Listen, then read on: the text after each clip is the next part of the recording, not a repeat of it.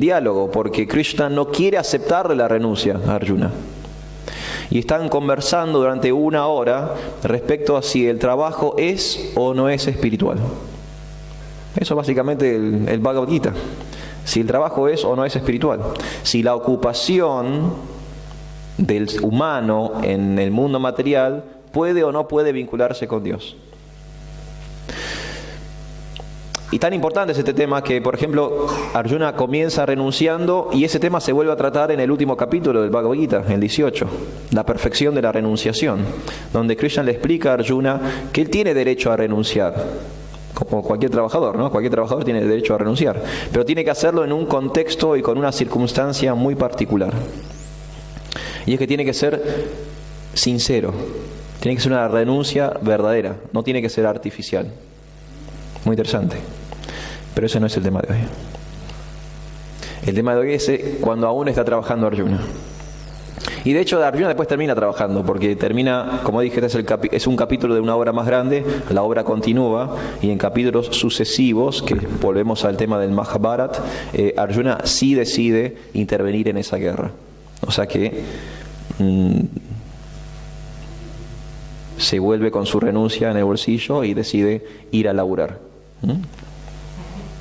Claro. Entonces hoy vamos a hablar de eso, porque muchas veces muchos devotos me han consultado respecto a cómo hacer con toda la información que uno recibe en un curso, en una fiesta, en un taller, en un seminario, respecto a conciencia de Krishna, para llevarlo de la puerta del loft para allá, hacia la vereda, ¿no? Porque en este contexto queda como todo contenido y hermoso y uno se siente como protegido, hay un refugio acá, como, ¿no? Parecería que Maya no está acá adentro, solo parecería. Entonces eso nos da mucha más fuerza espiritual. Pero el punto es llevar esa misma noción a sus casas, porque no van a poder trasladar el loft a sus hogares, porque este inmueble es grande.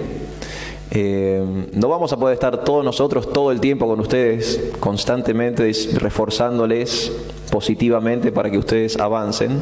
Entonces ustedes mismos van a tener que hacer un fuerte trabajo de desarrollar su espiritualidad interior, de modo en que siempre lleven como una especie de tesoro estos conceptos aplicables a sus vidas diarias. Por supuesto que hay detalles, cada uno de nosotros es individual, es un individuo particular y tiene detalles que ajustar respecto a todo lo que voy a decir el día de hoy, pero en reglas generales esto es lo que Dios quiere para nosotros. Entonces después los detalles los vamos ajustando en el 1 a 1, ¿se entiende? Cualquiera puede acceder a hablar con un devoto mayor, con un maestro espiritual, o mismo chequear qué es lo que está diciendo Prabhupada al respecto y ajustar las tuercas de su realidad individual. Pero en reglas generales hay como un contexto básico para que todos nosotros podamos vivir vidas normales y ser devotos al mismo tiempo. Esa es la idea de la charla del día de hoy. ¿Sí? ¿Quieren que hablemos de esto o que hablemos de otra cosa? Absolutamente. Wow. Entonces voy a dirigir mi atención allá porque hay alguien que evidentemente quiere más que el resto. ¿Sabían eso? Es una técnica de la oratoria. ¿Conocen eso? Por ejemplo, ustedes cuando hablen ante un público, busquen siempre la persona que hace así. Y dirijan su energía a esa persona, porque es un feedback mutuo de energía. Esa persona asiente, te refuerza lo que vos decís, y vos, en la medida que te sentís entusiasmado, vas a reforzar a esa persona también. Y eso genera una energía que después contagia al resto. ¿Sabían eso? Tengo mis trucos. Es una de las ventajas de haber estudiado comunicación. ¿Confirmado? Bueno, sin más prólogos, yo soy un devoto con largas introducciones. Ustedes pueden detenerme cuando ustedes lo deseen. Vamos a leer entonces el Bhagavad Gita, con el Bhagavad Gita tal como es, con traducción y comentario del sánscrito de su divina gracia, C. Bhaktivedanta Swami Srila Prabhupada Ki Jai. Vamos a leer entonces del capítulo número 3, intitulado Karma Yoga. Vamos a ir al texto número 9. Ese es el texto sobre el cual vamos a trabajar el día de hoy. Pero yo voy a leer también cosas de textos anteriores y cosas de textos posteriores. Porque en el Bhagavad Gita, a pesar de que siempre damos clases en base a un verso, y está bien que sea así, porque de hecho Prabhupada lo hacía y se viene haciendo así desde hace miles de años. El Bhagavad Gita, como dijimos, es una conversación. Entonces las conversaciones, cualquiera que haya estado, creo que todos tenemos experiencia de diálogo, cualquiera que haya estado inmerso en un diálogo sabe que los diálogos durante un tiempo giran en torno a un tema y después hay como un quiebre, gira en torno a otro, después hay un quiebre. Sí, eso pasa, ¿no? Habitualmente. Entonces dos personas charlan y durante un tiempo charlan sobre una cosa, de repente por X motivo gira la conversación y empiezan a hablar de otra cosa, y lo mismo pasa en el Bhagavad Gita. Entonces hay no solamente capítulos temáticos, ¿no? Cada capítulo particular, sino que dentro del mismo capítulo hay versos, conjuntos de 3, 4, 5 versos, donde Krishna y Arjuna ponen énfasis en un tema. Después, como todo diálogo o toda conversación, a raíz de una pregunta o de un comentario, el diálogo se va para otro lado, incluso dentro de un mismo capítulo, ¿sí? Entonces, el tema del día de hoy yo lo voy a centralizar en el texto número 9, pero van a ver que voy a leer cosas de unos versos antes y voy a leer cosas de unos versos después, como para solidificar la idea. Entonces voy a leer el sánscrito del texto número 9, que dice: Yanyarta karmano anyantra loko yam karma bandhanam tad artam karma kaunteya mukta sangha samachara. Yanyarta karmano anyatra loko ayam karma bandhanam tad artam karma kaunteya mukta sangha samachara. Yajñarta karmano anyatra loko ayam karma bandhanam tad artam karma kaunteya mukta sangha samachara. Ahora voy a leer esas palabras en sánscrito, palabra por palabra, con una traducción palabra por palabra, y si ustedes quieren me pueden acompañar. Yajña arta, hecho únicamente para beneficio de Vishnu. Karmana, trabajo hecho. Anyatra, de lo contrario. Loka, este mundo. Ayam, este. Karma bandhana, cautiverio por el trabajo. Tat, de él. Artam, para beneficio de. Karma, trabajo. Kaunteya, oh hijo de Kunti. Mukta Sangha, liberado de la asociación. Samachara, hecho a la perfección. Ahora voy a leer la traducción de Srila Prabhupada. El trabajo que se hace como un sacrificio de honor, el trabajo que se hace como un sacrificio en honor de Vishnu debe realizarse, pues de lo contrario, el trabajo lo ata a uno a este mundo material. Así que, oh hijo de Kunti, desempeña tus deberes prescriptos para la satisfacción de él, y de ese modo siempre permanecerás libre de cautiverio. Significado dado por su divina gracia C. Bhaktivedanta Swami Srila Prabhupada Ki Jai. Como uno tiene que trabajar hasta para la simple manutención del cuerpo, los deberes prescriptos para una determinada posición social y una determinada cualidad se han hecho de tal modo que ese es el propósito que pueda cumplirse. Yajna significa el Señor Vishnu o las ejecuciones de sacrificio. Todas las ejecuciones de sacrificio también están hechas para la satisfacción del Señor Vishnu. Los Vedas estipulan Yajño Vai Vishnu. En estas palabras, ya sea que uno realice los yagyas prescriptos o sirva directamente al Señor Vishnu, cumple con el mismo propósito. El propósito de conciencia de Krishna consiste, pues, en la ejecución de yagya, tal como se describe en este verso. La institución Varna Ashram también apunta a la satisfacción del Señor Vishnu. Luego, uno tiene que trabajar para la satisfacción del Señor Vishnu. Cualquier otro trabajo que se haga en este mundo material será causa de cautiverio, ya que tanto el trabajo bueno como el trabajo malo tienen sus reacciones, y cualquier reacción ata al ejecutor.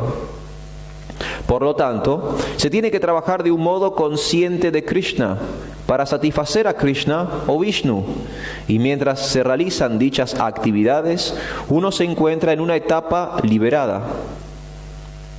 En eso consiste el gran arte de realizar un trabajo, y al comienzo el proceso requiere de una guía muy experta. Uno debe, pues, actuar diligentemente bajo la guía experta de un devoto del Señor Krishna, o bajo la instrucción directa del propio Señor Krishna, bajo cuya instrucción Arjuna tuvo la oportunidad de trabajar. Nada se debe hacer para complacer los sentidos, más bien todo se debe hacer en aras de la satisfacción de Krishna. Esta práctica no solo lo salvará a uno de la reacción del trabajo, sino que además lo elevará gradualmente al amoroso servicio trascendental del Señor, que es lo único que puede elevarlo a uno al reino de Dios. Muy lindo significado. Voy a leer la traducción una vez más del verso. El trabajo que se hace como un sacrificio en honor de Vishnu debe realizarse, pues de lo contrario, el trabajo lo ata a uno a este mundo material. Así que, oh hijo de Kunti, desempeña tus deberes prescriptos para la satisfacción de él, y de ese modo siempre permanecerás libre de cautiverio. Om Tat Sat. Namo Vishnu Padaya Krishna Prasaya Bhutale Srimate Hridayananda Goswami Niti Namine Namaste Guru Hamsaya Paramanande Merse Prabhupada Pramadaya Dusta Siddhantanase. Jai Shri Chayadev Jai Shri Prabhupada Ki Jai. Entonces acá encontramos en este verso, Krishna nos está diciendo, Dios nos está explicando el modo en que tenemos que trabajar. Es muy interesante. Como dijimos, tanto antes y después estos temas se empiezan a hablar. Y hay algo significativo. Hay algo significativo en la primera línea o la primera oración de Srila Prabhupada. Prabhupada comienza el significado diciendo: uno tiene que trabajar hasta para la simple manutención del cuerpo. Esto lo dice Prabhupada en relación a un verso anterior. El verso anterior inmediato a este, Krishna mismo dice lo siguiente: desempeña tu deber prescripto, pues hacerlo es mejor que no trabajar. Sin trabajar, uno no puede ni siquiera mantener el cuerpo físico. Eso lo dice Dios. No es un significado de Prabhupada. O sea, Krishna, Dios, está arrancando desde lo básico y le está diciendo a Arjuna: o laburás o te morís de hambre. Son las opciones que tenés en el mundo material, ¿no? Y no es un significado de Prabhupada, es un verso del Bhagavad Gita. Sin trabajar, uno no puede ni siquiera mantener el cuerpo físico. Entonces está nuestra obligación de trabajar. Tenemos la obligación de emprender a un tipo de ocupación que por lo menos mantenga el cuerpo físico. Por lo menos mantenga el cuerpo físico, ¿no? Es como lo mínimo indispensable. Entonces la primera oración de Prabhupada, del texto 9, hace alusión a este verso anterior, ¿no? Como que Prabhupada sigue con esa misma idea. Por supuesto tenemos que trabajar, es obvio, si no ni siquiera tengo para comer. Fuera de ese tema, algo interesante que ocurre con respecto a algunos significados anteriores y posteriores es esta idea de que Prabhupada evidentemente cuando estaba traduciendo y comentando estos versos tenía algo como en mente.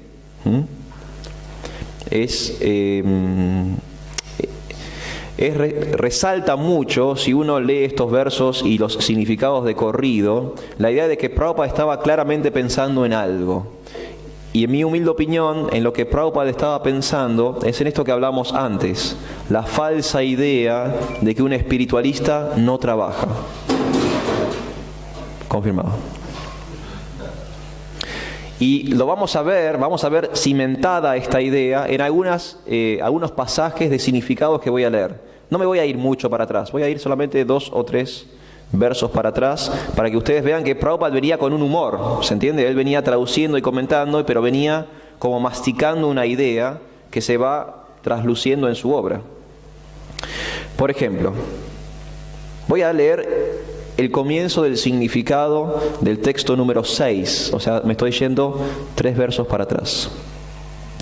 Prabhupada comienza su significado diciendo lo siguiente: hay muchos farsantes que rehúsan trabajar de un modo consciente de Krishna, pero que hacen todo un espectáculo de meditación, mientras que en realidad moran mentalmente en el goce de los sentidos. Está claro que Prabhupada estaba con algo, ¿no? Tenía algo, no sé exactamente en qué momento habrá traducido esto, pero era un tema que le estaba como picando en la cabeza, ¿no? Aquel que hace alarde de ser un yogi, mientras que de hecho se halla en busca de los objetos de la complacencia de los sentidos, debe ser conocido como el engañador más grande de todos.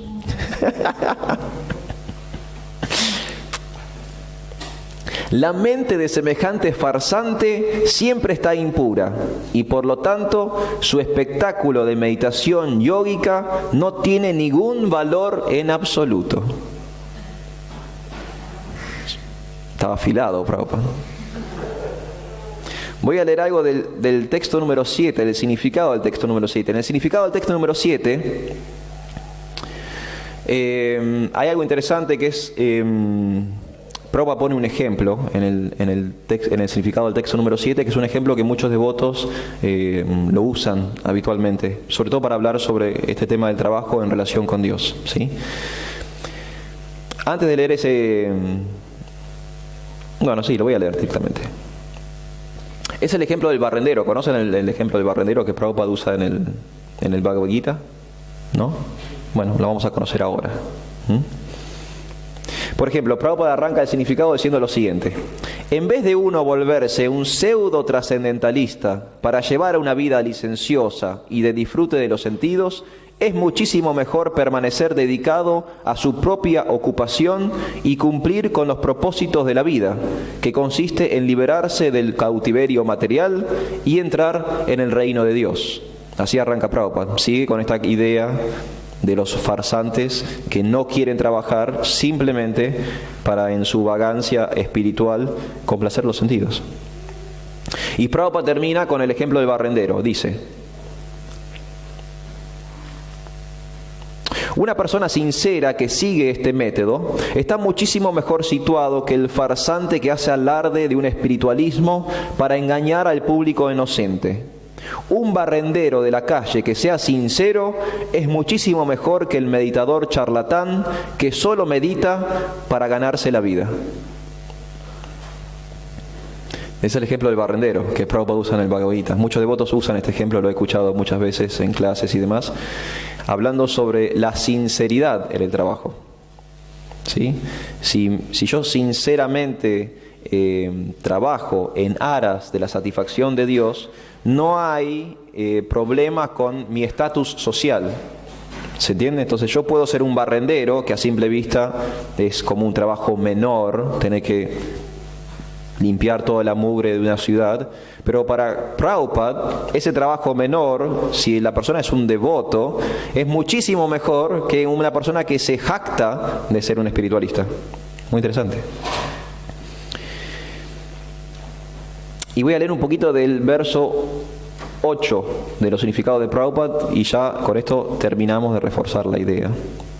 Hay algo interesante en la traducción del verso 8, porque en el verso 8 aparece la palabra karma también. O sea, la palabra karma aparece en todo este capítulo porque es el capítulo del Karma Yoga. Pero en el verso número 8, Prabhupada le da otra traducción. Por ejemplo, el comienzo del verso número 8 dice lo siguiente: Niyatam kuru karma tuam, karma yagyo ahi akarmana. O sea, la palabra karma aparece 3 veces, ¿sí? En 2 líneas, la palabra karma aparece 3 veces. Y Prabhupada lo traduce como, primero, deber, luego lo traduce como trabajo, y akarma, ningún trabajo. Entonces es interesante que en un sentido, para Prabhupada, este trabajo, este karma, es un deber, ¿sí? Porque así lo traduce él en la palabra por palabra. Él muchas veces traduce karma como acción, causa y efecto, trabajo, pero en este caso en particular, Prabhupada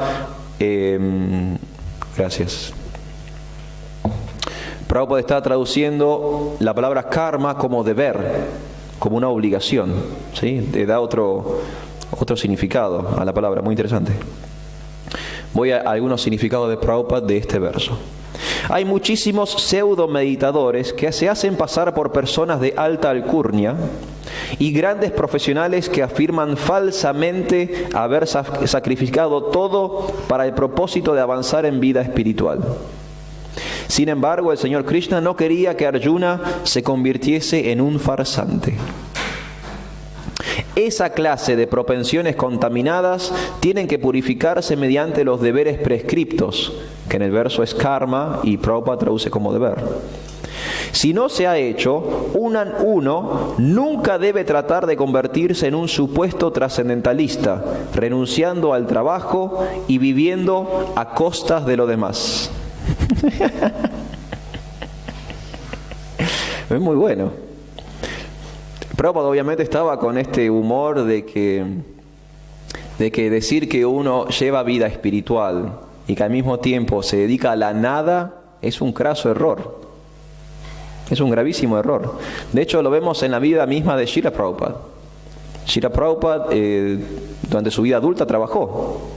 O sea, estudió, se recibió de bioquímico, abrió una cadena de farmacias, mantuvo una mujer con 5 hijos.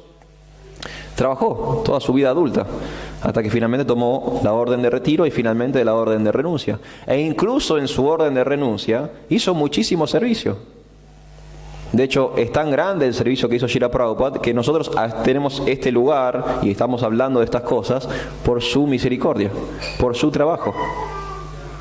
Ya hay. Imagínense una persona de 70 años cruzando el océano,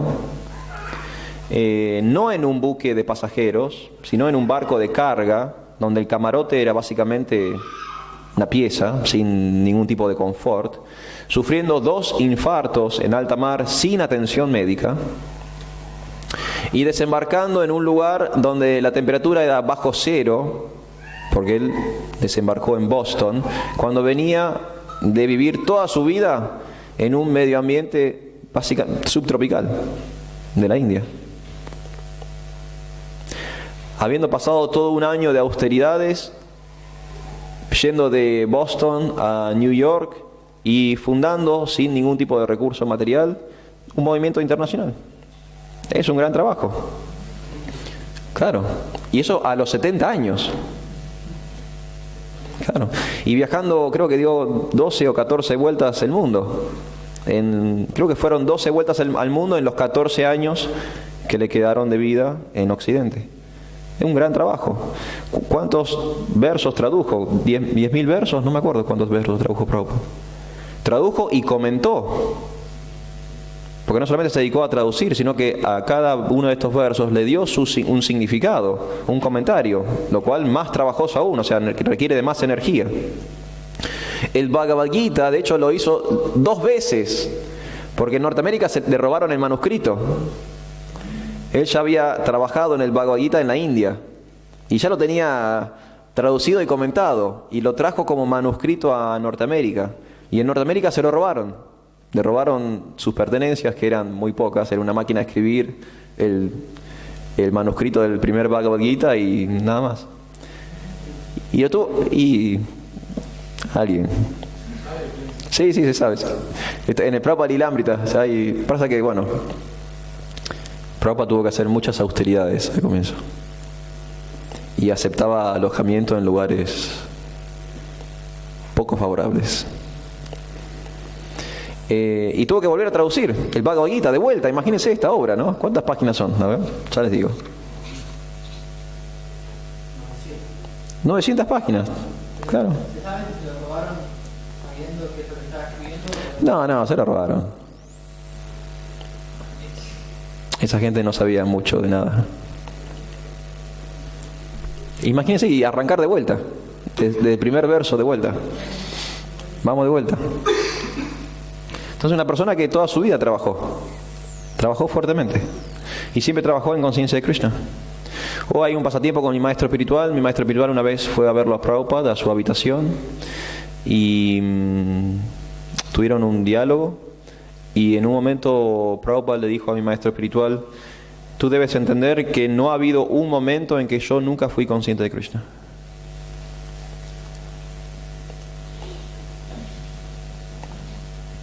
Muy interesante. Significa que toda su vida familiar, su vida doméstica, su vida de trabajo, también fue una vida consciente de Krishna.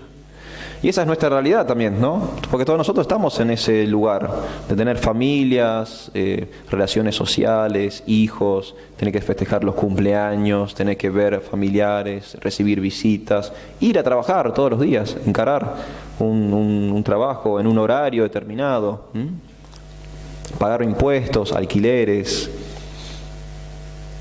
surfear la inflación, ¿no? Tenemos que luchar con todas esas cosas, pero tenemos que lucharla desde un sentir consciente de Krishna. En el significado, si ustedes me permiten introducirme un poquito en el significado, Prabhupada nos explica cómo debemos trabajar correctamente. Él dice: como uno tiene que trabajar para la simple manutención del cuerpo, los deberes prescriptos, o los trabajos, para una determinada posición social y una determinada cualidad, se han hecho de modo tal que ese propósito pueda cumplirse. Entonces acá Prabhupada muy sutilmente menciona el Varna Ashram Dharma, porque fíjense, él dice posición social y cualidades. Y esa es la forma perfecta de trabajar. ¿Conocen el concepto de Varna Ashram Dharma? Es el sistema social védico, ¿sí? Más adelante en esta obra, Dios le explica al hombre cómo la sociedad debería conformarse para que todos sus miembros alcancen el propósito de la vida, que es la liberación del cautiverio material y el regreso al reino de Dios. Entonces Dios ideó un sistema social para que eso ocurra, lo cual es muy interesante, ¿no? Krishna como el sociólogo supremo, ¿no? Creando una maquinaria social para que las personas interviniendo en ese sistema puedan alcanzar a Dios. Eso se llama Varna Ashram Dharma, el sistema social védico, que está dividido en Varna, trabajos, y ashrams, o refugios espirituales que uno va atravesando a lo largo de su vida. Y Prabhupada los menciona porque él dice determinada posición social y determinadas cualidades. Las cualidades son los varnas. Nuestras ocupaciones naturales como trabajadores nacen de nuestra naturaleza. Y la posición social, ese es el ashram, o el refugio que yo elijo para atravesar la vida material en conciencia de Krishna. Ustedes saben que los varnas son 4, hay 4 tipos de trabajos según nuestras naturalezas. Uno puede ser un shudra, un trabajador, un técnico, alguien que conoce una técnica, que adiestró una tecnología, reproduce esa técnica y consigue algún tipo de ganancia. Fácil, por ejemplo, un carpintero.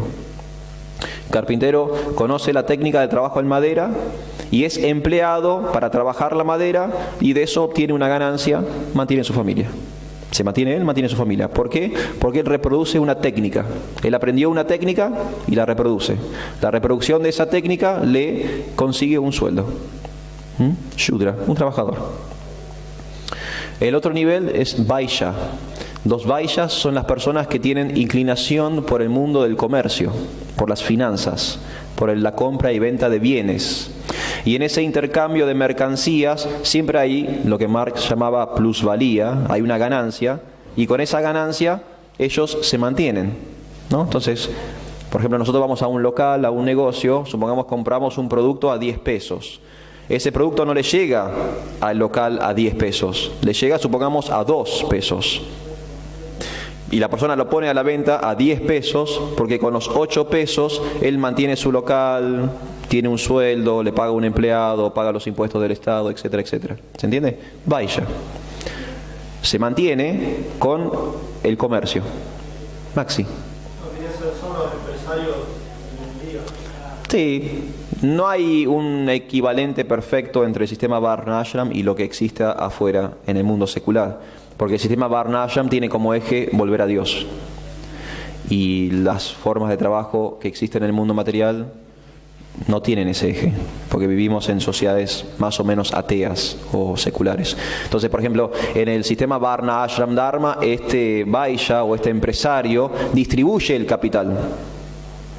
Pero en las sociedades neoliberales en las que nosotros vivimos, el empresario acumula capital. O sea, es el paradigma completamente opuesto. ¿Se entiende? Pero sí son personas que mantienen su cuerpo y su familia en base al comercio. El otro nivel es Kshatriya. Son los administradores. Hare Krishna. Los administradores, los organizadores, las personas que tienen cierta tendencia al liderazgo, ¿sí? Esos son los kshatriyas, son los que organizan la sociedad. Siempre hace falta un administrador o un organizador, alguien que decida para dónde tienen que ir las cosas, o ejecute algún tipo de política. Y en última instancia, el último trabajo es el de los brahmanas. Y brahmanas es el trabajo intelectual de la docencia.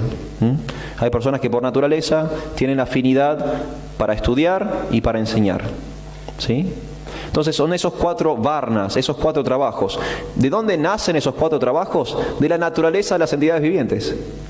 Nosotros por naturaleza encajamos en uno de esos 4. Y cuando digo encajamos, no es que hay que forzarlo, no, es todo lo contrario. Tiene que ser natural. Yo me siento más cómodo como un técnico, me siento más cómodo como un empresario o un comerciante, me siento más cómodo como un administrador o me siento más cómodo como un docente. Entonces, de acuerdo a mi naturaleza, surge mi varna, mi trabajo. Esto se lo dice Krishna a Arjuna después, más adelante en el Bhagavad Gita. Hay una pregunta, Arjuna quiere saber si el dharma, el deber, ¿de dónde nace? ¿De dónde nacen los deberes que él tiene, las obligaciones que él tiene? Y Krishna le responde que ese dharma nace de su naturaleza. Entonces, por ejemplo, Arjuna quiere ir en contra de su naturaleza al comienzo del Bhagavad Gita. Porque él, siendo un guerrero o un kshatriya, quiere no luchar. Entonces Krishna le dice a Arjuna, eso solo te va a generar sufrimiento, porque es contra natura para vos. No es natural para vos no luchar, porque vos sos un guerrero. Si vos renunciás a luchar, vas a sufrir. Esto lo hemos experimentado todos. ¿Quién tuvo alguna vez un trabajo que no le gustó?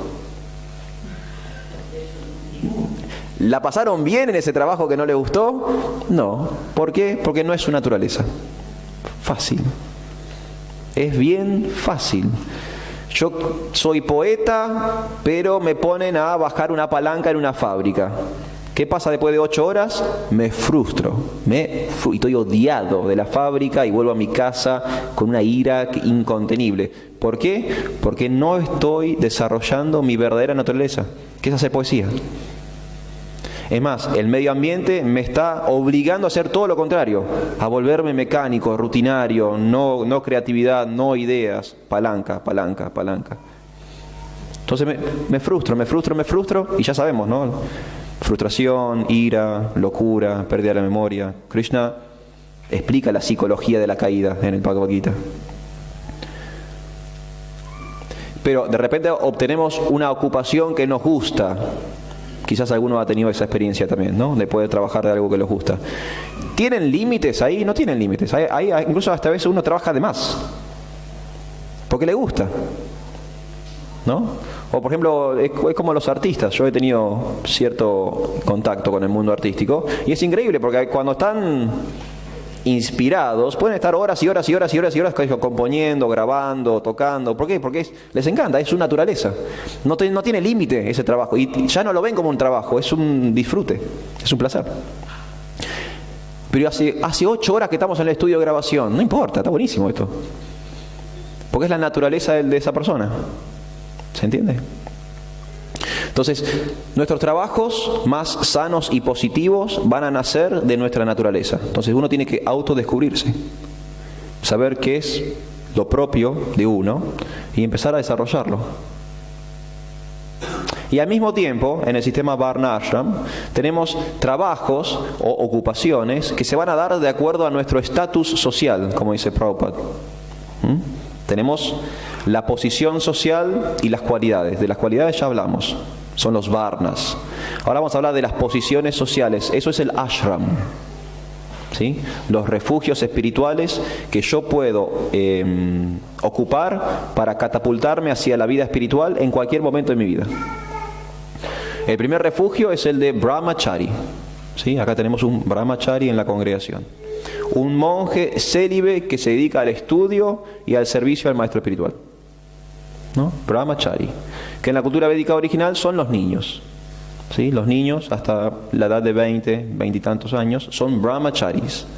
Entonces naturalmente, otra vez volvemos a lo mismo, es naturalmente tienen la tendencia a estudiar y a mantener su celibato. Los niños no tienen impulso sexual y por regla general se dedican ¿a qué? A estudiar. Todos nuestros hijos o todos nosotros hemos pasado por la etapa escolar cuando éramos niños. El siguiente nivel es que la mayoría de la población ocupa, es el de Grihasta, que es el del hombre o la mujer casado. Entonces son los matrimonios, es la forma de vida de casado o de hogar, la vida doméstica, con los hijos, los impuestos, el alquiler, las fiestas, los cumpleaños, las visitas de los familiares, sobre todo en verano, cuando todos vienen a Mar del Plata y te usurpan la casa para pasar vacaciones gratis. Entonces, en el Grihasta Ashram uno